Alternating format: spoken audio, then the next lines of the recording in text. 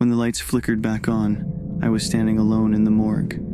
The gurney that had been moving a moment ago was empty, but the sheet was still warm when I touched it. For a second, I thought I was dreaming. The monitor beside it still glowed faintly green, though the cord hung loose, unplugged. I lifted the tag tied to the bed frame with a shaking hand. Brenda Ellis. Time of death, 11:42 p.m. My chest tightened. I knew that name. I'd escorted her body upstairs just after midnight. The coroner had already checked her out.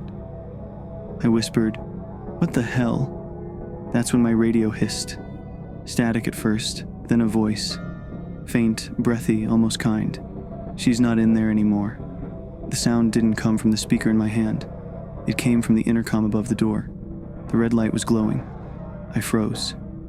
And then I saw movement. Down the corridor, between two flickering lights, a figure drifted across the hall.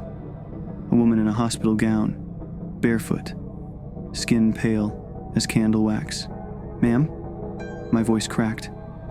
"You're not supposed to be down here." She didn't stop. She just turned her head slightly, slow as a machine on rusted gears. That's when I saw her face. Her lips were gray, eyes sunk deep and empty. Her skin had that paper-thin look, fragile, translucent, like something that had been cold for a long, long time. And then she smiled. The monitor behind me beeped twice, sharp and fast, like a warning. "You took me up," she said. "Now take me back." Her voice wasn't echoing through the hall. It was inside my head, pressing against my thoughts, cold and soft, like hands on the inside of my skull.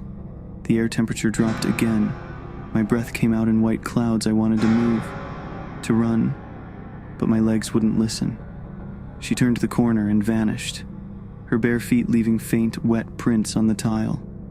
When I finally moved, I ran after her, flashlight, shaking so bad the beam danced across the walls.